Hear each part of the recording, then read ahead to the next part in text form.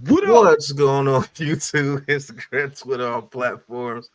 Welcome to another episode of New York Giants Full Access presented by the Big Blue Crew Sports Network. Thank all you guys for tuning in. We getting ready to get into the intro, and then we're going to talk some Giants football after this. So let's get into it.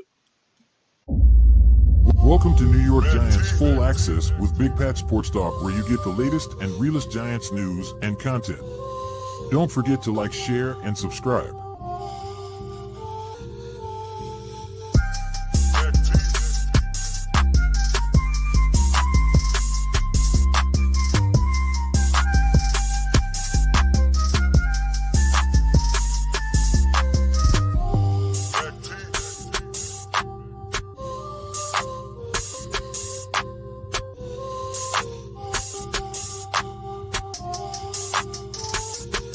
Want to talk your talk with Big Pat Sports Talk and become an official Big Blue Crew member? Hit the join button in the description.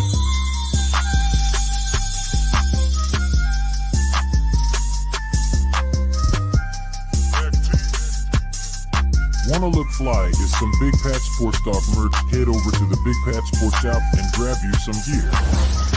The link is in the description.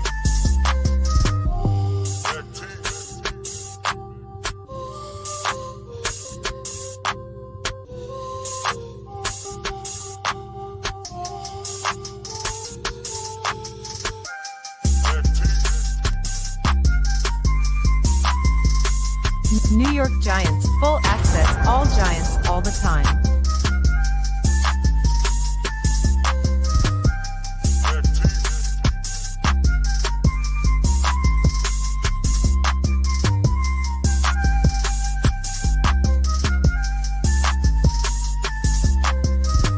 All right, Giants fans. New York Giants Full Access is now live. Enjoy the show. All right, what up, what up, what up? What's going on, chat? Thank you guys for tuning in to another late night New York Giants Full Access with your host, Big Pat Sports Talk and G Nation Big Blue Lou, two members of the founding co-founders of the Big Blue Crew. Joe, get healthy. Can't wait till you get able to come back 100%. But shout out to the chat, Email Perry, Ghost Dog, Mr. Popo, Blue Doja. He said, challenge me to a duel, 15 and 2. D-Dan Shelton, what's going on? Little Bulldozer. Hey, Tally Rand with the, I believe that's a $2 super chat. He says, awesome introduction. I appreciate you, bro. Hope all is well with you, Tally, man. You've been rolling with me since the beginning. Appreciate you, bro. Appreciate all your support, man. Little Bulldozer, he said, let's talk about how great we're going to be this year. Oh, you already know. Greatest show on turf. Big Blue edition, Al Bundy style. I once threw 5 touchdowns in one game. Right. No, ma'am. Hey, Right. so Al Bundy was the greatest, man. Hey, so we all know that Hard Knocks, New York Giants offseason premiered last Tuesday night. And there was a couple of things in there that were interesting about that episode. First and foremost, they showed how we got Brian Burns. Wells, what's going on, Wells? Another member of the Big Blue Crew. What's Hey, going on, Welshman. big dog? Nah, nah, nah, nah, nah, nah, nah. But uh, He they said, showed nah, nah, nah, nah, nah, nah, nah, nah. right, Hey, Big Blue. right. Eric Johnson, what's going on? Thank you for tuning in. Ain't seen you in a minute. Hope all is well with you as well, EJ. El Capitan, what's going on? Hey, they showed how we got Brian Burns in the trade. Yeah. They showed how we lost Saquon Barkley and Xavier McKinney, and they And that was showed all the Saquon's doing. We didn't yeah they know should he left. yep. 40 Luck, what's going on? Thank you for tuning in. Boop, Uh, boop. they showed they 40. showed they showed that Brian Dable would have been comfortable trading up for Jaden Daniels. Um, they showed that John Mara was not particularly happy about Saquon Barkley She the baddest bitch. leaving to the Philadelphia Eagles. What's going on, Miss Trina? Thank you for tuning in. Appreciate you. They showed a lot of things in this episode, man. So we're gonna talk about a couple of things. Let's sign Terrell Owens. Hey, he probably can still be better than a lot of people in the He can league. That still, he dude's can still still ball. gone. Don't get it twisted. Yeah. That dude's still legit. But let's talk about, I guess, the elephant in the room. The whole looks like the Saquon Barkley saga finally came to a head in episode 3. They showed how he left, and they showed our efforts in trying to get him, and they showed how disappointed John Mara was. Now, John Mara showed disappointment, but it really wasn't about him letting Saquon Barkley leave. It was about Saquon Barkley, going to the Eagles. And that's what he was kind of like, in his feelings about, because he said, man, I ain't gonna be able to get no sleep if Saquon Barkley goes to the Eagles, because he's our most popular player. And it showed that the New York Giants really had love for Saquon Barkley in that building, but it's just the money issue. It wasn't to Shane be. flat out said it. He said he was our best offensive player. Mm-hmm. He flat out said it. So they thought highly of him. They didn't want to disrespect him by lowballing him or him feeling like the offer was a low ball. So he literally said, I want him to go out there, test the market, see what his value is, come back at me with a number, and we can figure it out. We can try to match it. But it looks like the price was a little too steep and they couldn't match it. And a lot of people are trying to, Alex, flip that clip of Mara speaking, saying, uh, he said, yeah, we are going to be okay. When Joe Shane was like, yeah, he's gone, but we're going to be okay. And John Mara said, yeah, we are going to be okay. And they showed him walking down the hallway. Like, he got that walk that he always looked like he walking and he's sad. I guess because his old age, his back is hurting or something. But it's like people are trying to flip it, like John Mara and Joe Shane are not on the same page, and they're trying to flip it to make it like is Joe Shane going against John Mara's wishes, and John Mara is going to get tired of Joe Shane, and if we don't win, if we don't beat the Eagles, or Saquon Barkley has a good season, that he will fire Joe Shane in the end. And I don't think that's right. I don't think that's wrong. What do you think about that, Lou? Let me get to the chat real quick, because a lot of people popped in here. Big pause. Money, what's going on? Appreciate you tuning in. Moet Olsen, he says the negativity on this Hard Knocks is absolutely fuckery. The heat the GM is getting is crazy. Yeah, that's what I'm talking about right now, Olsen. DJ the Terminator, what's going on? Alex, hey, I put the link in the Big Blue Crew chat, Alex, if you want to come on and talk your talk a little bit. Leaf Diggy, what's going on, Leaf? SETI 079, he They says, called us the Blues Brothers.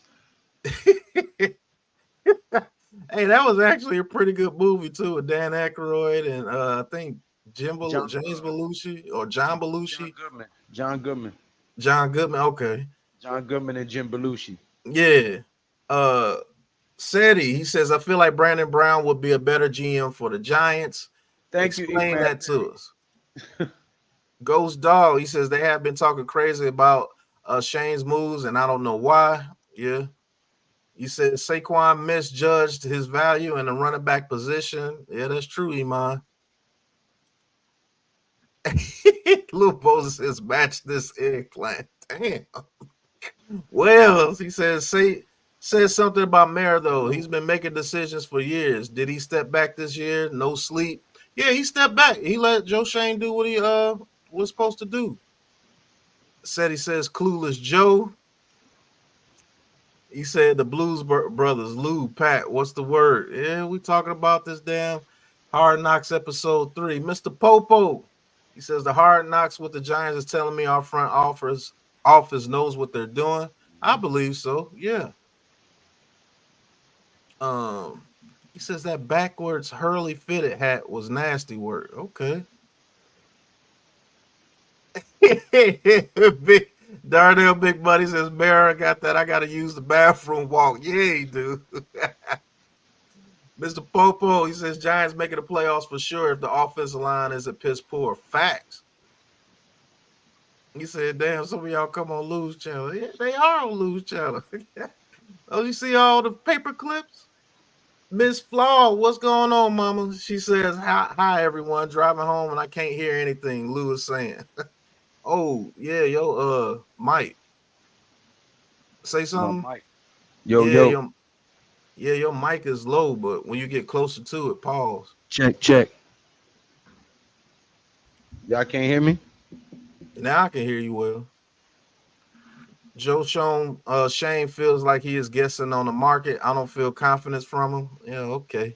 How was he guessing on the free agent market with everybody they targeted they got?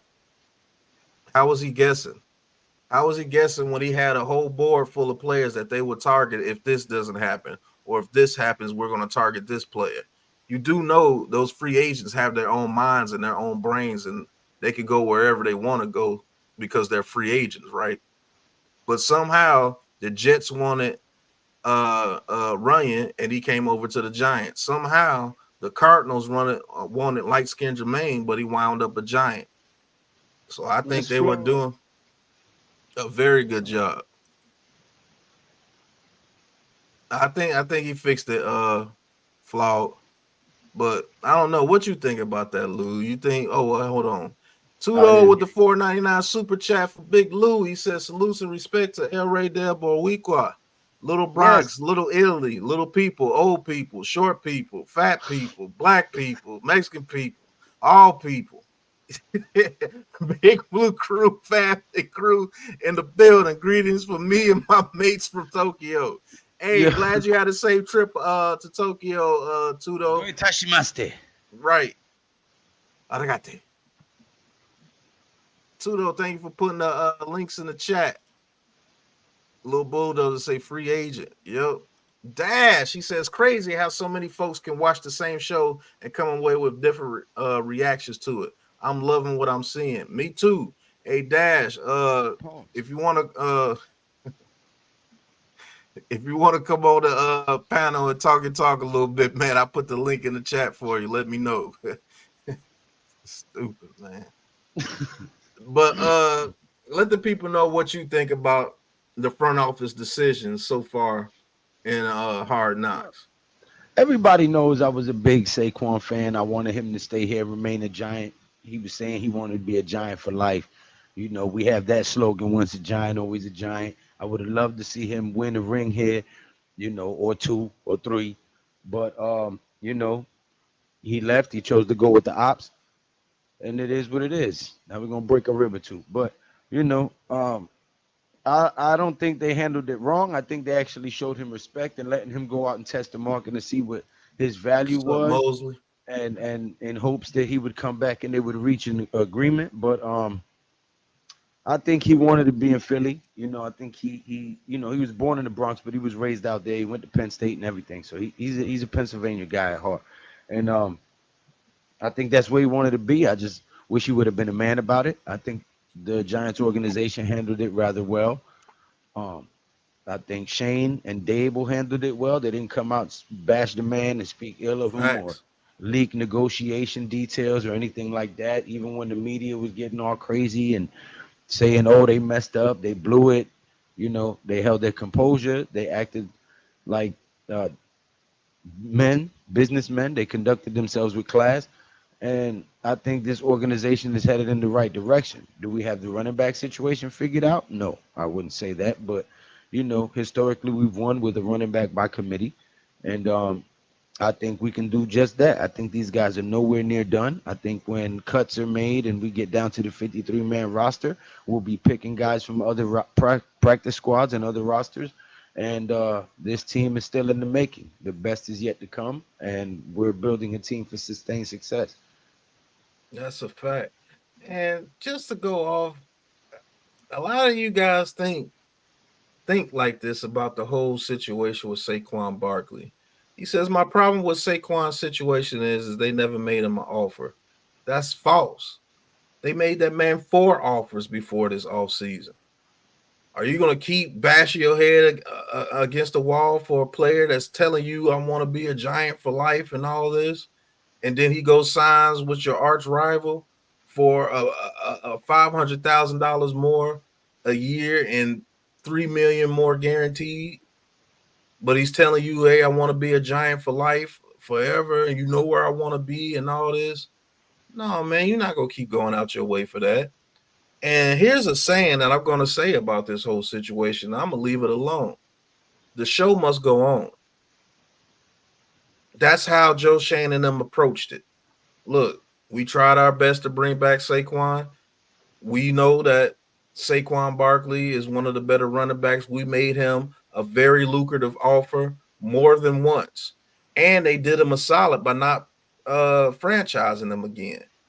They let him go test the market. They did him a solid. They say, hey, look, go out there, see what kind of money you get. All we ask is if you come back with an offer and see if we can match it. If we can't, good luck with your future endeavors. Was he our most popular Giant? Yes. Was he our best offensive player? Yes. But he was our best offensive player for a team that was not built in the trenches. So would you rather have the Saquon Barkley that comes with the clout, comes with all the praise and everything, but we still have a horrible offensive line because the money that we could have signed with Luminor and Runyon would have went to Barkley? I would definitely pray for your victims too, though. Don't worry. Right. You don't want to eat sushi. Try some sake, some hot sake. Hey, I heard, that sake be fire. She get you fucked up. Man, what? But like, would you rather have a better offensive line than Devin Singletary, or would you rather have the same offensive line in Barkley and go through the same shit over and over and over again? Watch that man career go to waste. Yeah.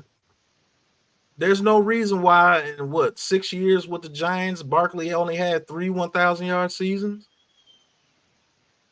Saquon Barkley should be 1,000-yard back every year. If you got an offensive line that's worth something, sometimes you gotta take the good with the bad, man. Hey, look, we might be a better team because we let Saquon Barkley go, because we're able to get our offensive line corrected, and now we're able to call better plays. We're able to run better. We're able to pass better. We're able to waste time better and use clock management better. We're able to pick up short third downs better. We're able to move the ball better in the red zone. We might be a better red zone team because we let Barkley go. Is this bashing Barkley and saying he's not a good player? No, this is just saying, hell, sometimes you might lose a good person, but you might get better because you're able to shore up other things with the team. That's all we're saying. I do wish him the best until he plays against us those 2 games, or maybe even 3. Those games, I hope he gets knocked out. But it just is what it is with that situation. Tudo, he says, Pat, Lou, unfortunately, we can't stay here and ride with you last tonight. We're in team restrictions and curfew before upcoming test balls. God's blessings and grace to everybody. All right, Tudo, have a good night, bro. Some other people are in here. I guess that's the Brooklyn, New York. He says teams defense aren't going to be able to plan for Saquon Barkley anymore. No more stacking the box. Yeah, that's true. It just depends. I think it opens up a lot of things if our offensive line is blocking better. What's going on? The real Moti. Thank you for tuning in. Hit that like and subscribe button for us. He says, man, it was nice knowing Barkley. Yeah, that's true. Mark Stewart, what's going on, bro? Appreciate you tuning in.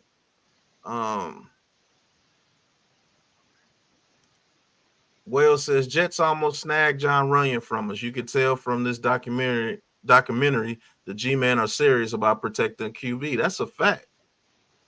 That's a fact. They are very serious about protecting the QB. Marlon Jackson, what's going on? He says, exactly. He's not here. Time to move on. Let's concentrate on the players we have now. Exactly, brother. That's a fact. Smash. Period. We're building. I think we Yep. have a good foundation.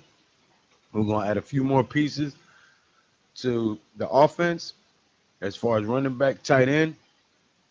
We're gonna add a few more pieces at linebacker, maybe another edge rusher, and this team is gonna be serious, bro.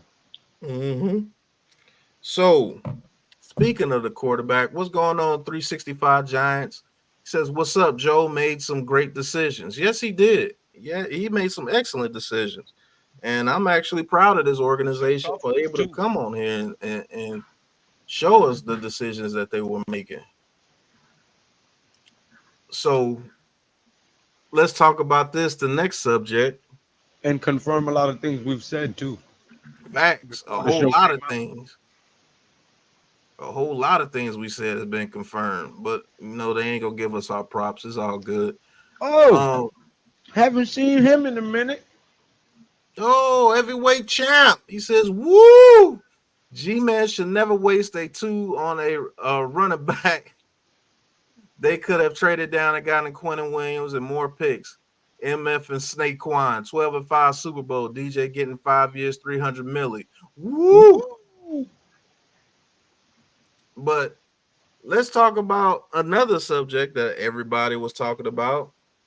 And it turns out that the Giants may have been interested in a quarterback, but it's not the quarterback everybody was talking about. It wasn't Drake May, it was Jaden Daniels. The question was asked to Brian Dabo from Joe Shane, would you be comfortable if we traded up for Jaden Daniels? Traded up to two for Jaden Daniels. Now, what I would say is that question is kind of weird because everybody knew the Washington Commanders were taking Jaden Daniels at number 2, and we would have had to trade up with the Commanders in order to get Jaden Daniels. So, how true is that? I don't know, man. How true you think that is, Lou? Because considering the situation that you would have had to be in order to trade up for Jaden Daniels, the Commanders. What do Depends on you? what kind of trade. Because if they Yeah, was putting DJ in that trade, Can y'all if hear they me? was involving, yeah, if they yeah. was What's going on, involving Jay Lay? DJ in that trade and a few picks, that might be something that the Commanders would have been willing to do. I was questioning when they was going through. What up, y'all? First of all, what's up, everybody? What's What's up? What's going on, up? Jay Lay? You got to come in the room and speak. You know what I'm saying? Hey, how y'all doing? But if y'all remember, it was back when this whole draft thing was going on. I was always questioning why people, because everybody was talking about Drake May and Caleb Williams and even JJ McCarthy. And I was like, why aren't people saying anything about Jaden Daniels? He's a Heisman Trophy winner. I mean, the kid plays at LSU, and a lot of people were just like, oh. I don't know why they didn't, but it seems like Dayball had the same idea. Like he would have traded up for him, and nobody was saying trade up for Jaden Daniels. I think it Yeah, just shows us a lot that we don't. I mean, we can all speculate and everything, but we don't know what these people is doing. I mean, we have our good guesses. Some of the stuff we were right. I was partially right about the Jaden Daniels. You guys were right about a whole bunch of stuff. And other people write about some things, but whoever wanted J.J. McCarthy was fucking wrong because we haven't heard his name. We just heard all Hard Knocks. Yes, they didn't even ask about it. What'd you think? yeah, they didn't mention him at all. And everybody talking about JJ McCarthy can be a Giant at 6. And Man, they said, hell no, who? Arthur, the Cowboys coach. So they coached the Cowboys. Man, you can't draft him. Hey, shout out to the real Multi. He says, I will be in MetLife Stadium October 20th for Giants versus Eagles, and in MetLife December 15th. Hey, that's my birthday. They gotta win that game. 3rd. Yeah, we're gonna be there November 3rd, but they play on my birthday, so they gotta win that game. Giants versus Ravens. First time watching our boys play live. I can't wait. That's a fact. But yeah, that is true. Doja, what's good, Doja? Good to see you, brother.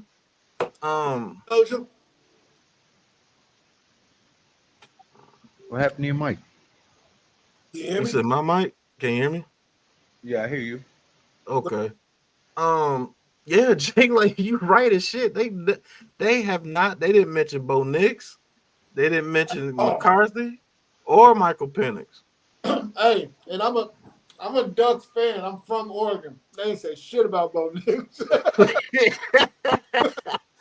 So I Hey, think Jaden Daniels was the guy that they would have took if they would have went quarterback.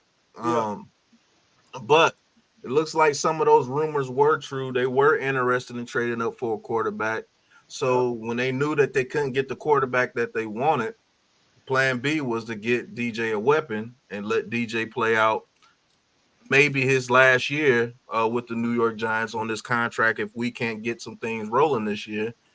And when you're a GM, you have to have multiple plans. You can't just be all your eggs in one basket because you don't know how the draft can fall. Yeah, that's what he was saying too.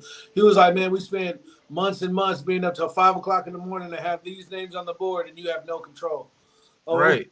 what's about to go on." That was just free agency. That wasn't even talking about. That's some nerve wracking shit when you think about it. Mm-hmm. You You do all do this all that planning and all planning this and studying, everything.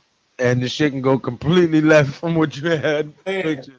And it happened with two of the people that they were trying to target in free agency. They didn't plan for the Jets to offer Runyon more guaranteed money and a million more than what his market was. They didn't plan for light skinned Jermaine to get a huge offer from the Cardinals. They thought they was going to be able to get light skinned Jermaine for $5 million, and the Cardinals offered him $7 million. hey, but one of the best things that I heard that gave me the most promise about this whole regime is that when they asked him, when Joe Shane sat him and Dave Baldell, when they were sat down, was like, okay, what is our most important thing?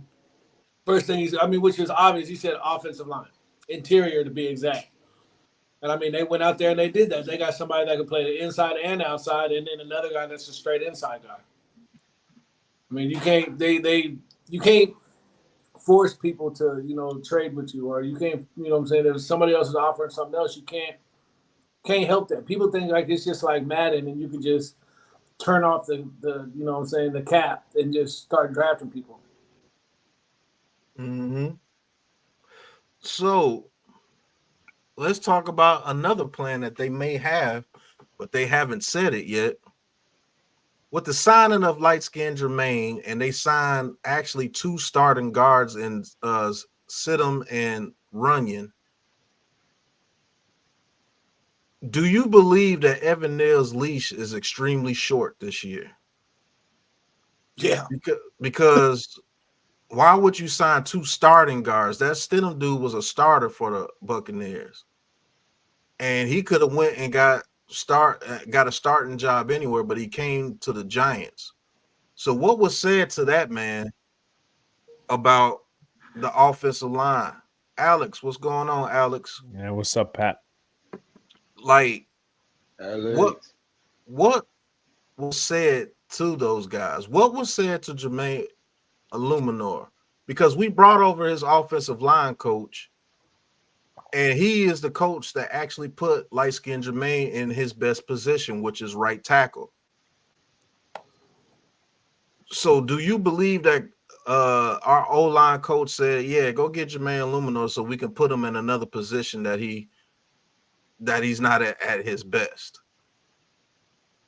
So my thinking about this, the more I think about it, is that Evan Neal's leash is extremely short. And man. if he struggles like he has been struggling, Bye. I do believe they will put light-skinned Jermaine at right tackle rather quick. Because Good. because in episode 2, you can see how pissed Joe Shane was about the offensive line giving up 85 sacks. And I don't believe they think they can afford another year of lackluster offensive line play. So if he struggles, do they bench him immediately? Do we even see Evan Neal start the season? I don't know. What you think about it, Alex? And then we're going to go to Lou and Jay Lay. I think the Giants have to make a very vast decision. That vast decision is, and I know we've been talking the last few weeks, and pretty much the last few months about Neal. What is he going to play, a guard or tackle? The Giants, in my opinion, in the position they're in with Dable, Shane, whoever you want to call it, I think they're going to have to play him at one position, and that's it. You can't afford to move him around and just say, "Oh yeah, we're going to try him at guard and this, that, and the third, and wait on the project of that." I think it's a very pivotal year for this regime. And as you mentioned, the leash is already short. So if they believe he's a better tackle, then they're going to have to play him a tackle. I just don't think that, regardless of my thoughts, I just don't think that it's going to be in the time frame for the Giants to cross train him. So however you think of Evan Neal, they're going to have to slot him in at one spot. It can't be both. Pause. So you're saying if Evan Neal doesn't progress at tackle the way he's supposed to, are you saying that they just need to bench him? I think that would be the best case scenario for the regime, in my personal opinion, because again, doing the musical chairs experiment of, okay, well, now we know he's not good at tackle, even though we've been looking at this for 2.5 years. Let's switch him over to guard. I mean, that's not going to bode well for the offensive line.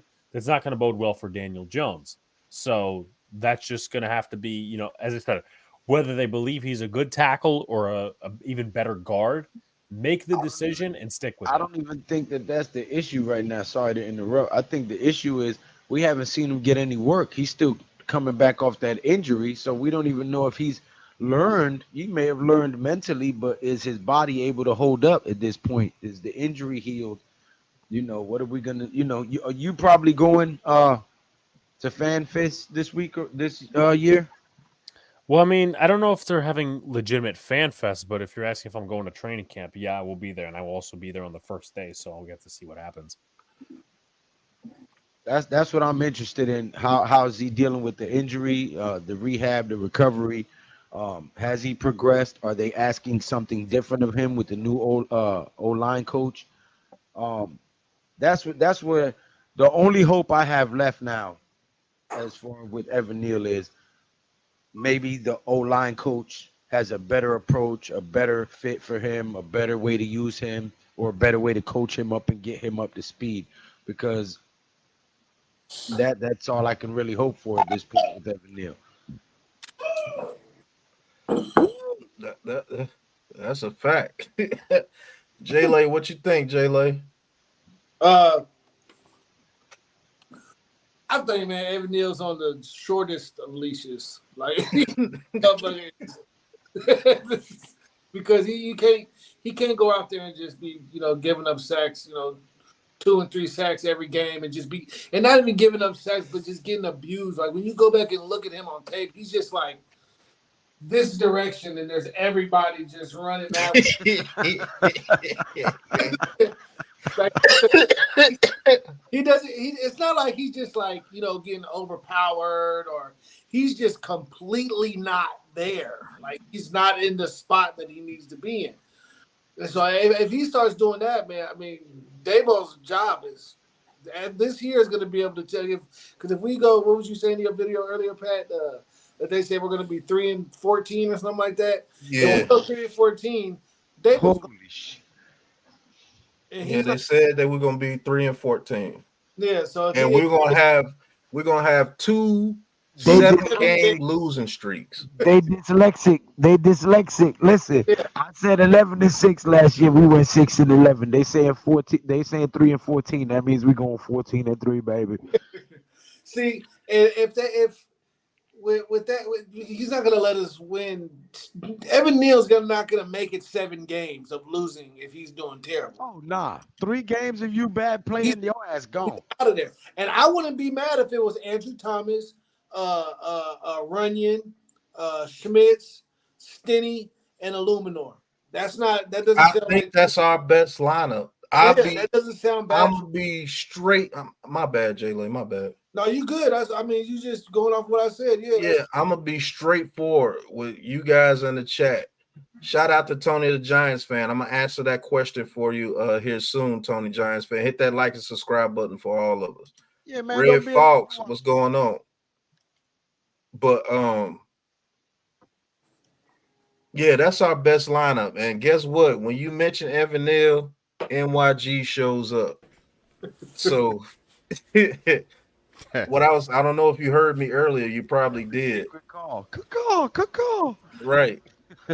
Um, Based on what I'm analyzing, they didn't sign Stenny to be a backup really, because that dude could have went anywhere and could have been a starting guard, but he came here. And then we brought over light skinned Jermaine's offensive line coach, and he was the coach that said, hey, he will be better at right tackle.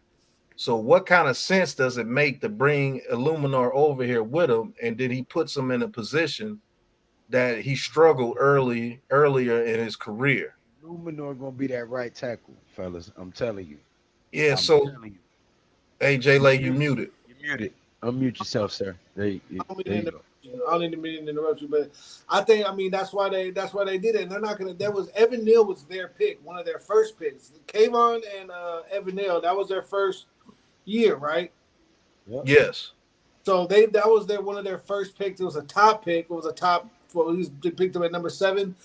So they're not gonna just, oh, he was bad and kick him out. They're gonna say, yes, it's his job. We're gonna start Evan Neal, and they're gonna let his play, which they already probably have a good idea of how he's gonna play.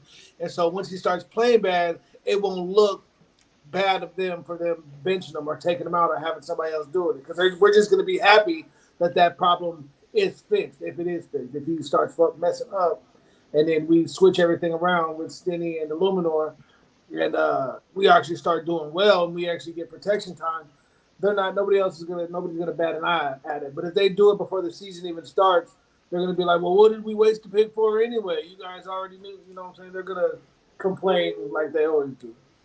Facts. So NYG, Yo, talk to me, man. yo, what's good with y'all, man? So Appreciate y'all, man. Thanks for tapping in. Y'all hit that like button in the chat. Look, man. Evan Neal. Evan Neal is I mean, this is it, man. This is it, man. You cannot play games. You know what I'm saying? Illuminor was the top target of the offensive lineman in free agency. You didn't bring him over here to throw him in out of position at guard. You know, you brought him in here to basically be Evan Neal's shield, so to speak. You know what I'm saying? Because we all know that kid ain't got it. He ain't got it. Got it.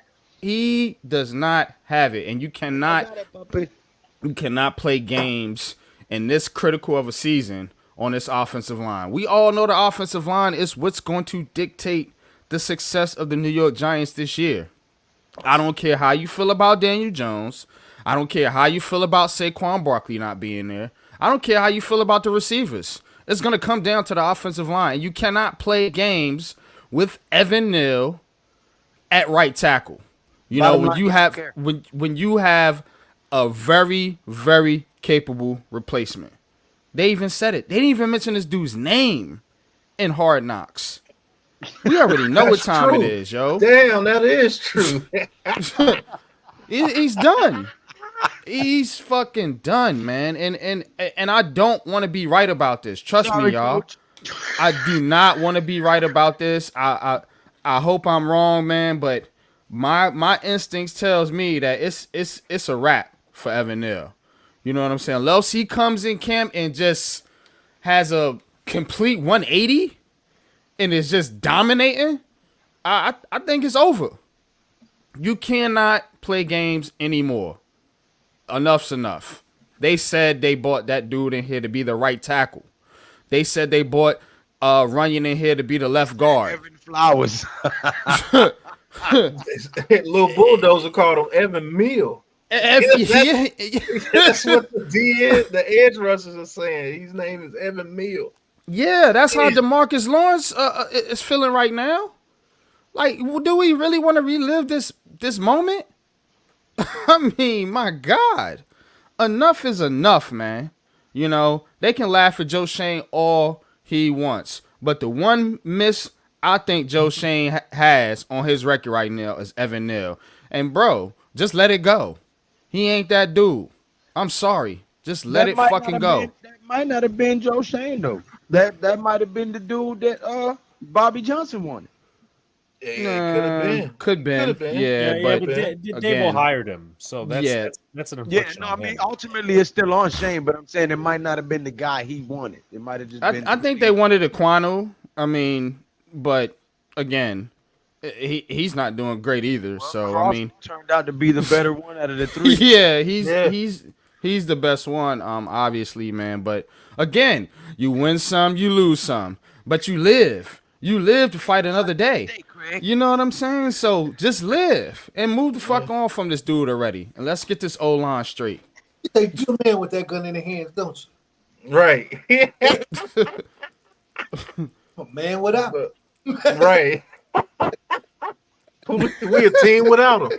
That bump Right, right facts. We gonna win without him. Right. tackle. You the man with that bum at right tackle, don't you? Right. We gonna win without him. Come on, Neil. Come on, Neil. And down before. Kick step, Neil. Kick step, Neil. Iman said that's a female. Right. Alex, you have no idea what we're talking about, huh? Not a sliced idea. Right, man. That's the movie Friday, man. What a And classic. Debo and Craig was fighting. Yeah. Hey, but let me answer this question for Tony, the Giants fan, real quick. He says, I know we need help at the cornerback 2 position. Do you guys think Xavier Howard is the answer? They will not touch Xavier Howard. I can't say his legal troubles on YouTube because you'll get canceled, but they're not going to Xavier Howard. I Sour believe, grapes. right, He said he likes to eat grapes. right. But I want to see what Cordell Flott can do. Hey, And listen, I don't want him on our team. you gotta let your talent develop. You gotta let him sink or swim sometimes. And Cordell Flott is heading into his 3rd season, and after this season, he'll be up for a contract after next season if we keep him. So you gotta know what you got in Cordell Flott. I want to see what he can do. The only quarterback that I think they would actually go after is Gilmore, but Gilmore wants to play for a Super Bowl contender, and obviously everybody says we're not one. So We are. he won't be coming to the New York Giants. That's a fact. So I just want to see what Cordell Flott can do, to be honest with you. But that was the whole offensive line thing. That was just something that I was thinking about when you really look at the moves and you really pay attention to the moves. I believe the best starting lineup for this team, unless Evan Neal shows like NYG says does a complete 180, is Andrew Thomas, Not bloody Runyon, likely. Andrew Thomas, Runyon, John Michael Schmitz, Stenny, and light skinned Jermaine at right tackle. I believe that's our best offensive line, and I will actually feel kind of confident in that offensive line. To be honest with you, that would stop my questions with this offensive line. Not saying they're going to be great, but I will have confidence that they can go out there and be an NFL caliber offensive line. Go ahead, Alex. So I got a question, but I would also say with your lineup, I'd make a slight maneuver. I'd probably put Stinney at left guard and Runyon at right because I feel like Stinney, not that he's bad, but he's like a little bit weaker than the rest, and then him playing next to Thomas probably does well. But I do want to ask because I know obviously I was away for a few weeks, but I was watching the recap of y'all's stream, and I know you and NYG were beefing a little bit about Evan Neal. Why? Just curious, as I said, it seems like you made a progression towards Evan Neal not being like I would say a link on the offensive line rather than just to have him experienced. Unless you're saying still give him a shot. No, I'm saying give him a shot. I'm not going off that stance because he's the number 7 overall pick for you. I do believe you have to give him some games. Now, the only thing me and NYG disagreed on was the amount, well, basically how long his leash should be. Pause. 2 games. NYG said he doesn't even want him to play. And I was saying, well, damn, you got to give him a little bit of time. But I said during that time that I believe that would be our best offensive lineup with Stenny at left or right guard and light skinned Jermaine at right tackle. I feel a lot more confident with that line. And if you, I don't care who you are, you in the back of your mind, you know that's a better lineup than what Neil is in there because Neil has shown that he's not even he's shown that he's not even good enough to be able to be in position to push the edge away from the quarterback. Let's say Push he him can be into on it. the edge, but you can push him out to where your quarterback can step up. He's allowing these dudes to get in there like they're Pushes getting him in right from the into middle it. of the field. Yeah. He's a bam. So that's my issue with Evan Neal. You can have a tackle that's not that good, but as long as he can push that guy past the quarterback and he can step up in the pocket, that helps out a lot. But he's not even showing that. He got DeMarcus Lawrence looking like one of the best edge rushers in the league every time he Man, plays. bruh. The BKNYC 85. I think that is a good answer. He said training camp and preseason at best to see, but I agree he should be benched. I That's mean, what yeah. preseason and training camp is for. And no scrimmage games. Put his ass in there in the scrimmage. Who we doing with Cleveland this year? No, we're doing it with the No, Jets and the Lions. the Jets and the Oh, Lions. Yeah. So Aiden Hutchinson and Bryce Huff. I think they signed Bryce Huff. Huff's for the Eagles. So it's let's see. Lions, that's Hutchinson. The Jets, it's Jermaine Johnson, Will McDonald, and Hassan Reddick. Oh yeah, and Hassan Riddick be eating his lunch too when we play the Eagles. And a lot of the let me say this, man. A lot of the times NYG does say things. Shout out to TG1. He said this O line got to be better than last year. If facts. it gets worse, somebody gonna die. Bruh. Yeah. Everybody I getting fried. mean, you literally have to just lay down. Right. Like, you just have to. But a lot of the time NYG says some things, and that's why his name is unpopular opinion. But when you go back and look at some of his opinions, the motherfuckers be coming true, bro. And it's wild, man. And this opinion might come true too. We might not see Evan Neal play a snap this season. This is exactly why the Big Blue Crew Sports Network do what we do. We tell you who's going to get drafted. We tell you unpopular opinions. We tell you knockouts in what round. We tell you season games, how it's going to go. I mean, listen, you don't get this content nowhere else. And we don't even charge you guys. It's free. All we ask is that you hit the thumbs up button, the subscribe button, maybe share it on your other social media platforms, hit the bell notification, and enjoy the fucking content. Don't be a ninja watcher. You know what I'm saying? That's all we ask. Don't come in here with the negativity and the dumb fuckery. Then we can enjoy sports talk, even if we disagree. But we are the most accurate sports crew on social media, hands down. Hands Yeah, down. a lot of our takes be coming true, whether people would give us our credit or not. A lot Yeah, of that shit Lou. be coming true. Like we You are literally right. on live predicting draft picks. Like Diilla, what's going on, Diilla? Appreciate you, bro. He says just hit the thumbs up as I as I came in. What's up, everyone? What's going on, Diilla?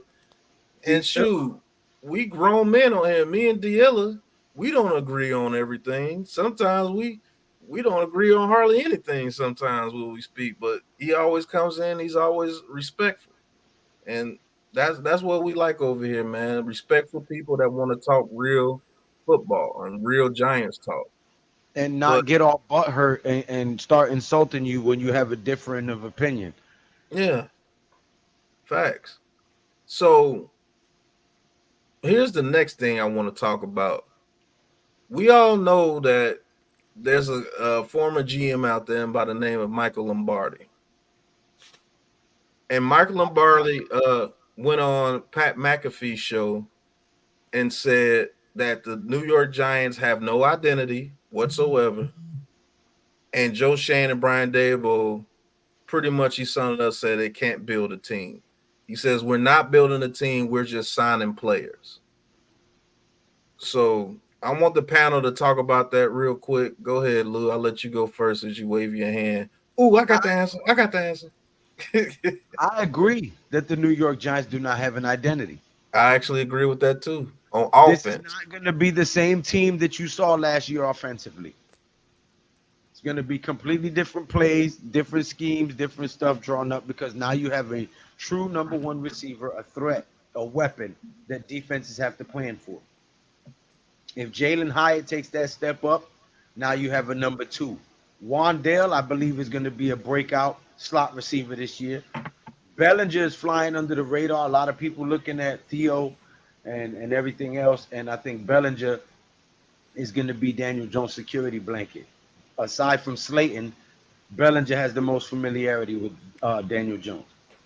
So this offense is going to be completely different than what we saw last season. We have a revamped O line, no forcing the ball to Saquon, our star offensive player, no more. So this offense is going to look completely different. So I agree that we don't have an identity offensively. Also, we're going to play a completely different defense than we played under Wink Martindale. Down, just front four rush as opposed to blitzing all the time.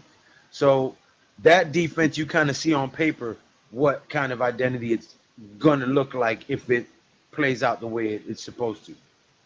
Offensively, I think we're going to be one of the most prolific and exciting football teams to watch this year. I believe we're going to be the greatest show on turf, Big Blue version. I've been saying that for a long time now, but I think that he's right on the we do not have an identity, but he is completely wrong on Joe Shane and Dable don't know how to build a team. Because if he remembers what we looked like when they first came in here and what the roster looks like now, I mean, it's night and day. And if you can't see that, you need glasses, contacts, LASIK, or you're just an ignorant ass. And that's all I got to say about that. All right. I mean, yeah, I agree with you. I do believe we have identity on defense, but I'll explain that uh, a little after you guys go. Go ahead, NYG. Then we're gonna go to Alex and then Jay Lay. Um, yeah, I mean, you guys are right. Lou's right. We do not have a offensive identity. I've been saying this for a while now. Basically, Shit, we all since have. you know what I'm saying, like it seemed like they started to develop an identity in 2022, and then they went away from that. And to me, yeah, it is about the offense, but we don't have an identity on defense either. We have a new defensive coordinator, so we are still trying to figure that out as well. So not having an identity does not mean you're going to be a bad football team. It just means they don't know what you're going to do. That's it. And that can be a good thing, or it can be a bad thing, if Don't things go film on us left, yet. But right, Lou. So it's not one of these things to where, it's just the unknown. That's all we are right now. The Giants are unknown. People that want to say we're this horrible football team, I mean, it's just it's missing it's disingenuous. You know what I'm saying? Like it's not that's not real. Because again, we weren't the worst team last year. So how are we gonna go into this year with upgrades and somehow we got worse? It's just a bunch of BS media narratives. You already know what it is, man. But again, this Giants team is gonna go as this offensive line goes. That's just what it is. And that's why, Pat says it repeatedly. I say it repeatedly. Lou says it repeatedly. And a bunch of the rest of us on the Big Blue crew is that, it's this offensive line is going to make the team. That's why the Evan Neal thing is so critical. And that's why these trolls are saying, oh, the Giants are bad because of the quarterback. But we all know that's a bunch of BS. It's It's bullshit. gonna be the neighbors and Danny show. Right. Yeah, man. Facts. Alex. Malik Neighbors is gonna make this thing go, so to speak. You know what I More mean? exciting. Yeah. Yeah, they haven't seen it yet. They haven't seen it. They're just basing shit off last year, man. Get your fantasy teams ready, folks. Right. You didn't right. But go ahead, Alex. You got it. So I mean, I've begun to take a different perspective in terms of a couple of different things with the Giants. Pause.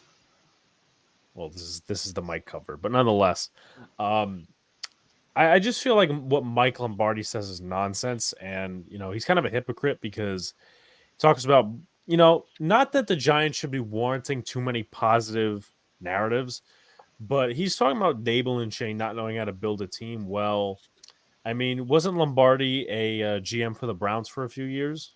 Yeah, I think we know that with the answer to that one. How many first round picks did they have? Yeah. So someone else ought to look up his draft history. But nonetheless, as far as the identity thing, I don't think it's completely a bad thing. My hat does have a brim; it's just on the back, a little bulldozer. But nonetheless, I don't think not having an identity is a bad thing because you don't have a lot of things, to catch on film. I think the Giants will definitely be a different offense this year. Malik Neighbors being the number one prize possession. Whether they'll be good or not, I'm actually not going to say because guess what? Last year they had me when all the Darren Waller stuff came out, and we saw what that happened. How that happened, but the defense, it's going to be different. Obviously, coached differently, and special teams is going to be coached differently. So I don't think it's a bad thing that they don't have an identity.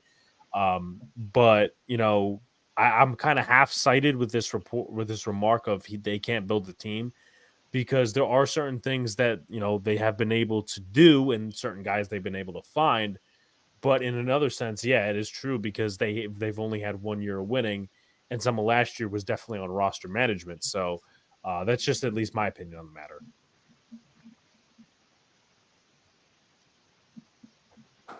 And that's a very good opinion, and I do not agree with Michael Lombardi says. Jay, you still there? Yeah, I'm here. Talk to us. Well, I mean, yeah, he's right. Yeah, because Pat's going to sleep on us and trying to use us to fill the gap. Pause. Okay. Major pause. That was crazy. But we don't have an identity. But I mean, we're a new team. We have a new defensive coordinator. Our players are all young, but for him to say that they don't know how to build a team, I mean, well, what is the stereotypical way that everybody says that you're supposed to build a team? Through the trenches, right? That's how you're supposed to build a team. The most moves that Joe Shane and Dable have made have been in the offensive and defensive line. They haven't been out there just, going crazy at really on defense, but most of their transactions have been on the offensive and defensive line. That's where they made, spent the most money at, especially with getting Brian Burns. So I don't agree with them. I just think it's shit that people say. It's it's New York, so they're gonna always have an opinion about something. They haven't been here long enough to even know if they know how to build a team or not. I mean, they did pretty good in Buffalo because what was Buffalo doing before them? I mean, they weren't the main attraction, but they were definitely part of the process. But I don't know. I think we got to wait and see. I'm not going to sit here and say that we're going to be all this great undefeated team, but I think we're definitely better. I think we're definitely better, and I think that just because Saquon left doesn't mean that we got worse. I mean, yeah, we lost a superstar and a great player, but if we would have kept him, we wouldn't have got the offensive line pieces. We wouldn't have gotten uh, Brian Burns. I mean, we wouldn't have been a better team. We're a better team now than we was with Saquon there. Saquon isn't going to play a full season, so I mean, I don't know. I think it's a bunch of bullshit. I think go Big Blue and fuck the rest. That's what I think. Yeah, right. Right. But yeah. I think Michael Lombardi,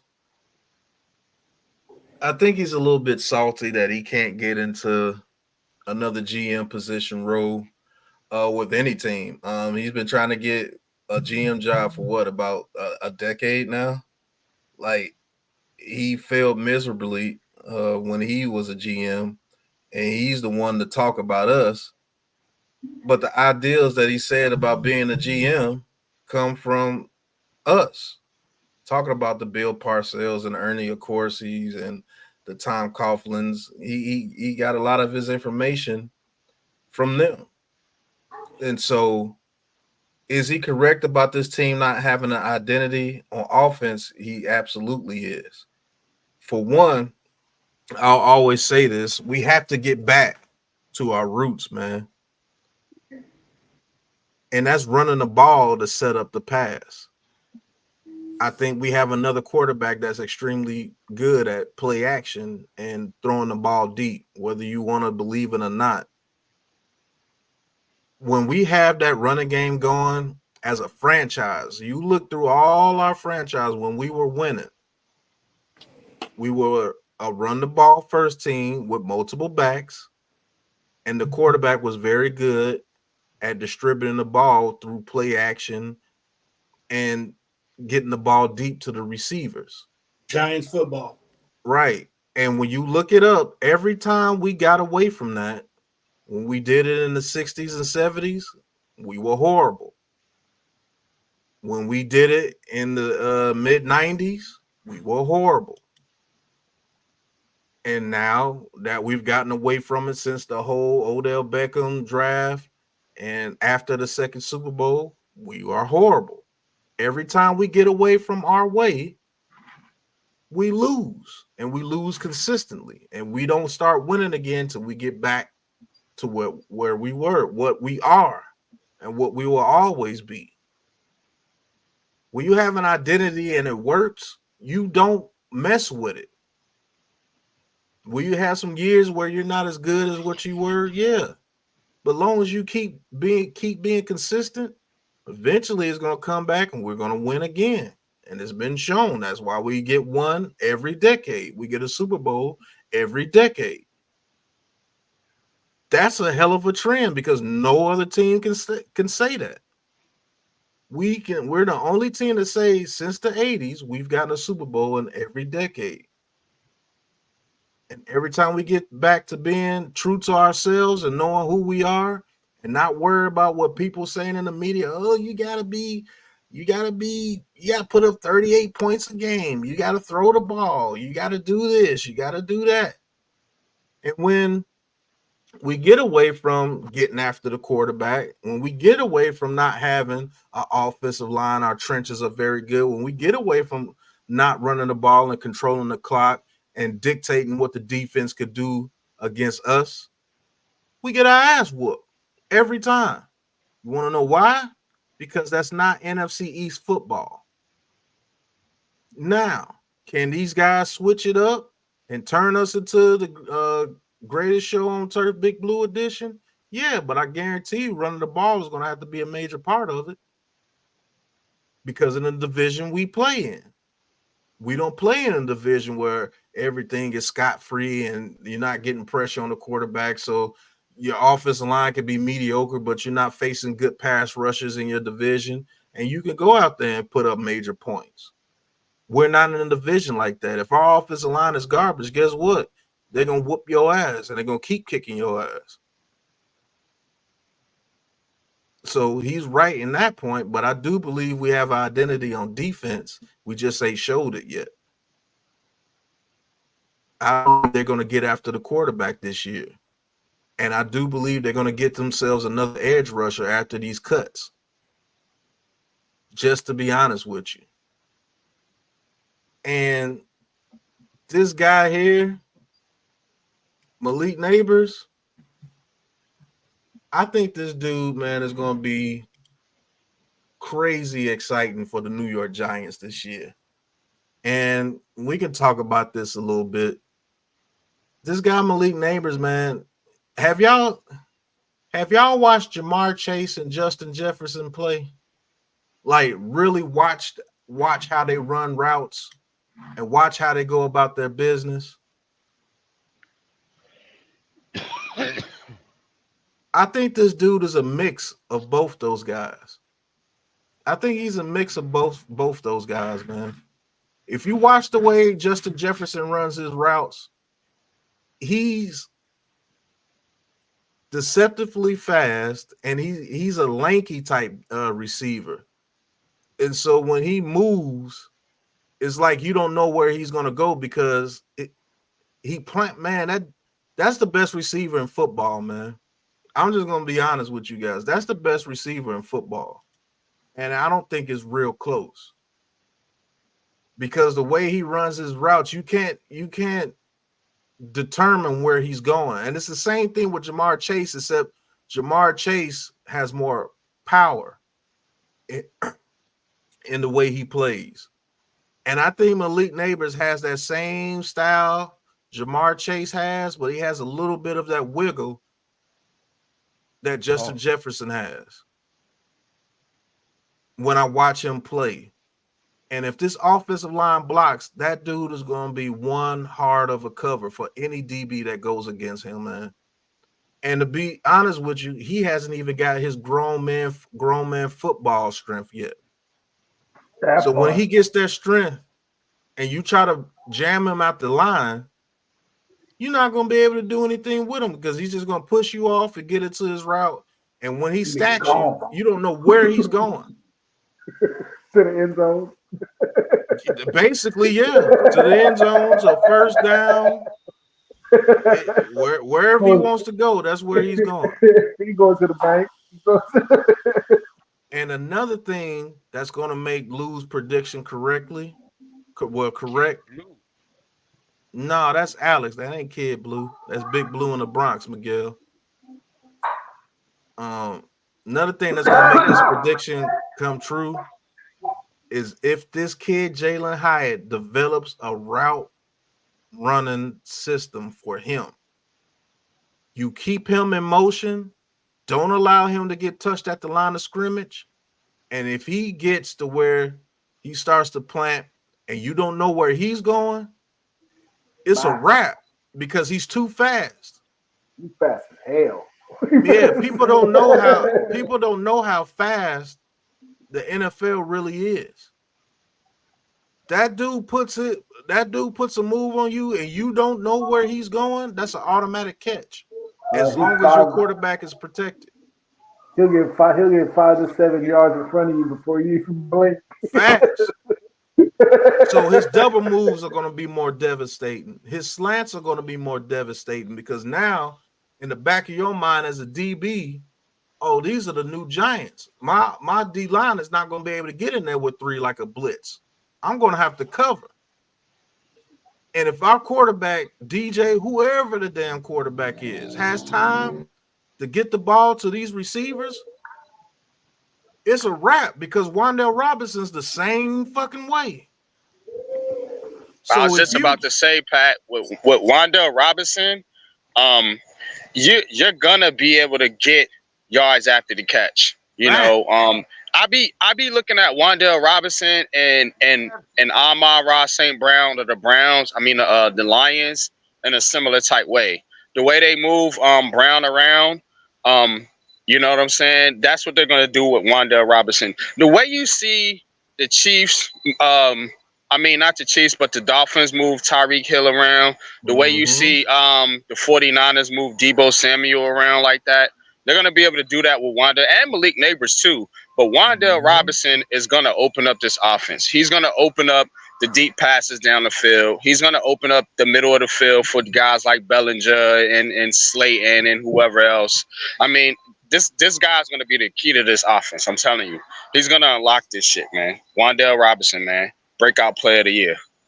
I think that kid gets 1,000 yards this year. I do. Because we're going to have to depend on him earlier in the season because we're going to have to let Neighbors come into his own. We're going to have to let Hyatt come into his own. But Wan'Dale Robinson, he's ready to go right now. And we're going to depend. Huh? I was reading the name. Papa Crawdaddy Band. Yeah, he comes in here a lot too. What's going on, bro? But we're going to have to depend on him to keep those chains moving. And yeah, you keep getting the ball and getting those chains moving, and you're able to get yards after the catch. You can see him have a 5-catch, 115-yard game because he caught the ball and ran off on people. Yeah, Neighbors most definitely. But Lou, I want you to elaborate on why you say that we're going to be the greatest show on turf, Big Blue edition. That's what I'm thinking. But what are you thinking? How it's going to happen? The reason I believe so is because now you can't pin your ears back and straight blitz and hope to get the DJ, and you can't predict that they're just going to hand the ball to Saquon. So we're no longer predictable. One. Two, you have no film on us on what our offense is gonna look like. Three, now with a weapon like Malik Neighbors, you have to plan for him. You have to plan for Wandale Robinson. You don't know what this revamped offensive line looks like. So now you have to worry about Theo Johnson, right? And Tracy, Tyrone Tracy, DJ as well, slipping out of the back and running and breaking one. So you have so many weapons that you have to plan for that unless you have an elite defense on every level, it's going to be hard to stop us. As long as the coaching and the play calling is done right, it's hard to stop us. You have too many fast guys. Okay, look, even if Jalen Hyatt doesn't take the leap that we need him to, you still have Darius Slayton, who is very fast. Who, even if he only catches 75% of the targets thrown to him, you have to cover him. Because if he does catch it, he's gone. So it's too many weapons that you have to plan for. And I think DJ has a chip on his shoulder. And he has a point to prove. And I think with Dable calling the plays instead of Kafka, it's going to be totally different. And the New York Giants are going to come out here and shock the shit out of everybody. And I personally can't wait. Right. Just my thoughts. Thank you for tuning in. Hit that like and subscribe button for us. He says, don't forget about Slade. He cooking up this year. He did it when Wandale was getting healthy. That's a fact. I think he's going to be a problem too. And let me elaborate a little bit more what I'm saying, what I'm actually thinking on how it could work out. Let's just say this offensive line is legit. We're a top 17, 18 offensive line, which is good. You're not allowing your quarterback to get killed every play. Thank God. If that offensive line allows us to spread you out, pause, and you have to worry. And let's just say Wandale Robinson is hitting on all cylinders. Are you willing to leave your slot defender on Wandale Robinson one-on-one all game? I don't believe so. Eventually, you're going to have to bracket that little dude because he's eating you alive. He's keep getting first down after first down after first down. Number two, when Neighbor starts to get into his own, you may have to double him. Because if he starts working on your DB and he's putting those moves on him like Jagger, and he's catching the ball and he's getting gash plays, okay, now we got to stop that. But we still got to worry about Wandale Robinson eating us up, getting quick first downs as well. Now you have a monster, either Hyatt or Slayton, that could get the ball deep over the top at ease anytime he feels like it, because that's their game. So what if he's good enough to where he can beat one-on-one coverage and you have to play somebody over the top? So now what are you going to do? You're going to have to go into zone. And guess what? If you're not getting that pressure, there's too many open windows in those zones because our receivers could go anywhere they want to go. Neighbors can go in any window and settle down and catch the ball. Wandale Robinson can go in any window and catch the ball. Hyatt can go over the top over a cover three if that DB has to come up to stop Wandale Robinson when he gets past whoever the slot defender is, and now he's deep against one-on-one with your safety. That's not a good matchup unless you got one of the best safeties in the league. And then if all else fails, we got Theo Johnson or Bellinger. They can get in the middle of the field and sit in a window and get a quick first down. And even after that, and our running back was a wide receiver. He can come out of the backfield and catch a quick pass. Singletary, Gray, or Tyrone Tracy can do it. And even after that, let's say you're able to cover up everything, maybe even in the man-to-man. Guess what? DJ's legs come into play now. And if he's taking off, guess what? You're going to have to spy him because you don't want him to keep taking off. Now you're taking an extra man out of coverage, and now they get to do more work to you. That's the greatest show on turf, Big Blue edition. If this offensive line blocks, I promise you, you're going to see a totally different offense from this team. And you're going to get to see exactly what DJ is for a fact this year. If this offensive line blocks, whether he's trash, garbage, whatever you want to call him, he's going to show you exactly what you are, and that's what you need to see. Because if your offensive line is continuously trash, you don't get to see what your quarterback really is because he can't do anything if he's not protected. But you let this offensive line protect this year, lose prediction will come true. I promise you that. But Alex, you got anything to say, or NYG? Yeah, I mean, pretty much everything you just said. Wandale, Neighbors, Slayton. Hyatt, I think, needs to work on, what was it in college, his release? Last season, he cannot release off the line of scrimmage if he's being pressed. So that's probably going to be one of the things he needs to work on with Mike Rowe or whoever. What kind of man can't release when he's being pressed? Man, pause, man. Yeah, big pause there. Right. So in that case, Slayton probably starts off the year or whatever. But everything you just said, first of all, I very much think this is going to be a pass-first offense, which they're not running the ball first with Devin Singletary. Sorry to break it to anybody who thinks otherwise.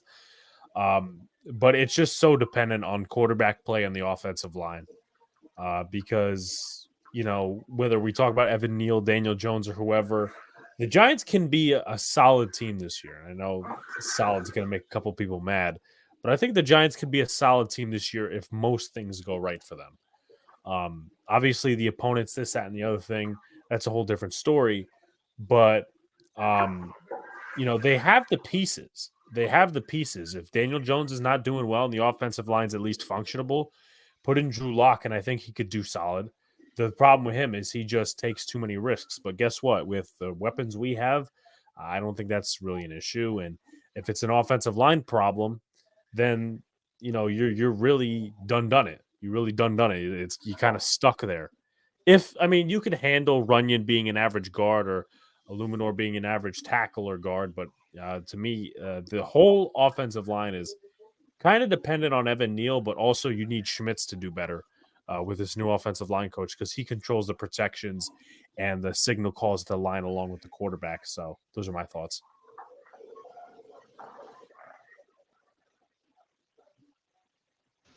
All right. Well, you know what, Alex? You don't make me mad when you have a different opinion than my 11-6 greatest show on turf, Big Blue edition. I don't get mad when people disagree with me. Most people disagree with me. I don't think like the average person. He said most people would disagree. You know what I'm saying? But that's no reason to get mad at people. I get mad when people come out here and get mad because they disagree and then start saying off the wall shit or getting disrespectful or just messing up the quality of the show, saying dumb shit. That's when I get upset. I can have a debate with people about anything that I disagree with them about and keep it respectful and civil and articulate my arguments and get my points and listen and understand your viewpoints. That's why we can do this. And it's not a bunch of yelling and screaming and people talking over each other. Because we have common sense, which is not so common anymore in 2024. You got a bunch of fucking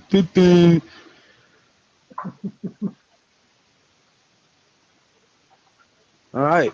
NYG. Yo. He's driving? Yeah, I'm driving. Oh, there go the sirens.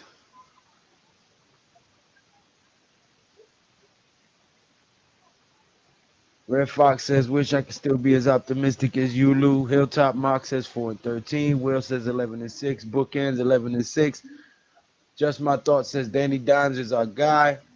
Will says, "What are you guys' thoughts on the signing of the O line? Is it legit? Where is the weakness?" Alex, you want to take that one first? Let's see his thoughts on the side. So Runyon is a better pass protector than he is a run blocker, which does tell you where this offense is shifting.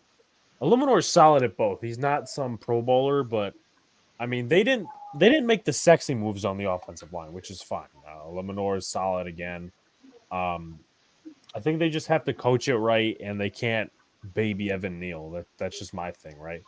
If the dude Right. sucks out of camp, if he just doesn't work within the first few games, or it's training camp of the preseason, you got to pull the plug because Yeah. essentially you're kind of affecting the entire team. And when you need to find out if Daniel Jones is the problem or the offense or Evan Neal's the problem, you can't be sitting here waiting for your next move or this, that, and the third. Like you can't be sitting here just waiting on it. So you gotta go out there and just make the right decisions. But um, I said Runyon solid, better pass protector than he is run blocker by far. I want to see how Schmitz does because a lot of people have not talked about that. I want to see how Schmitz gets better. Okay. Jay Late, You, where do you think the weakness is on this? The Evan question. Neal. Evan Neal is the weakness. We know that NYG is gonna agree. And I You was, and already then, know. I was screaming for Evan Neal. I mean, went to Bama. He's 10 foot tall. He could jump on boxes and do the splits. He was amazing. And then he had to play football in the NFL. and then we lost 40-3, was it? That's what happened next. Man, Yeah, fuck Evan Neal, bro. that I mean, that. Go ahead. no, I was just saying, Evan Neal is highly disappointing.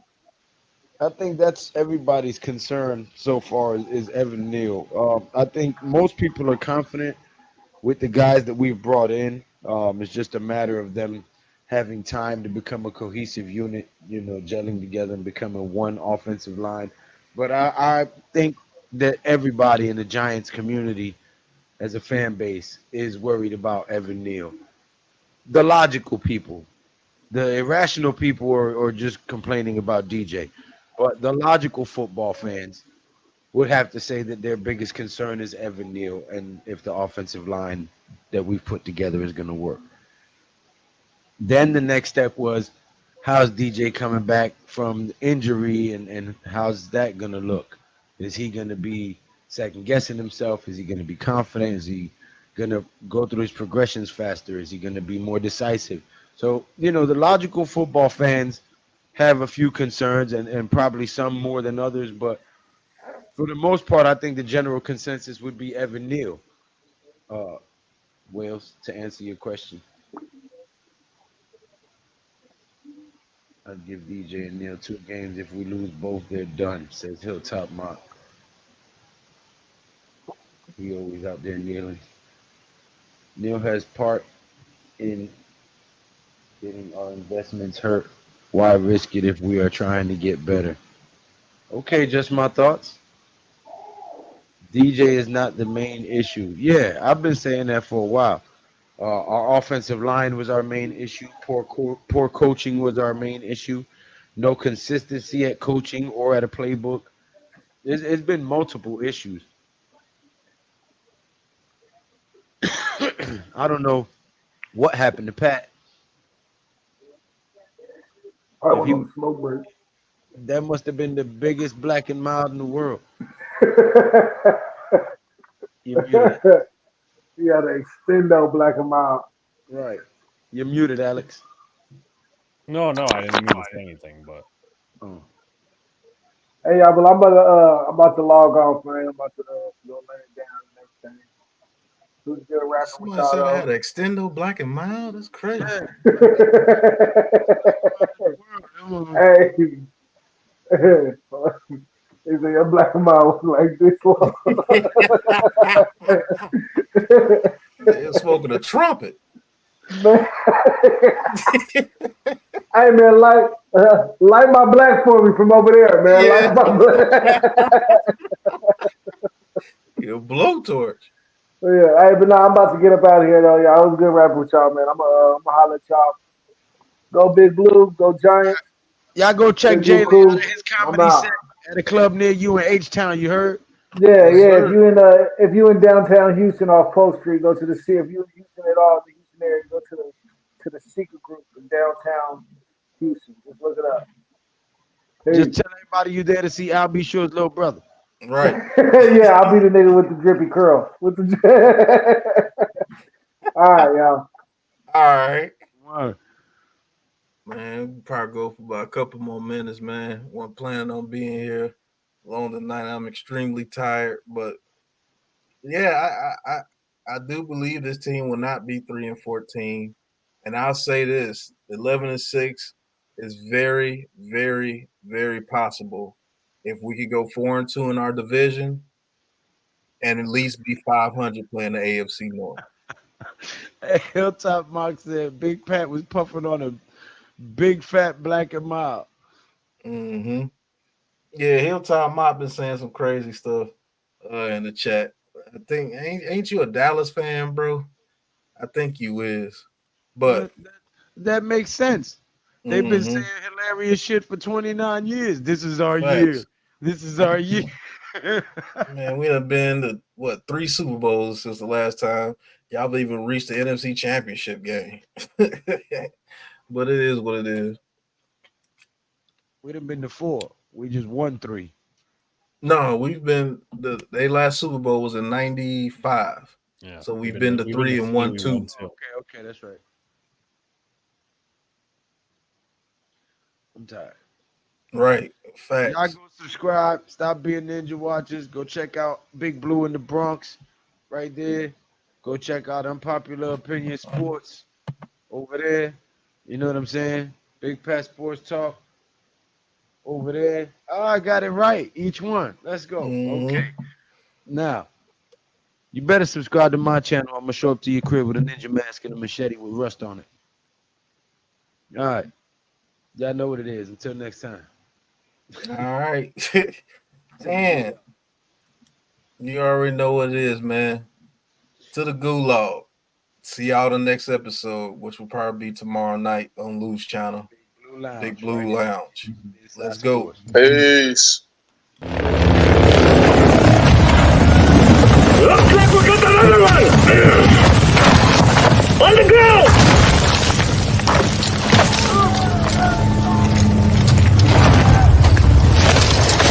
This is the Gulag. In here, you fight to win back your life. Gates!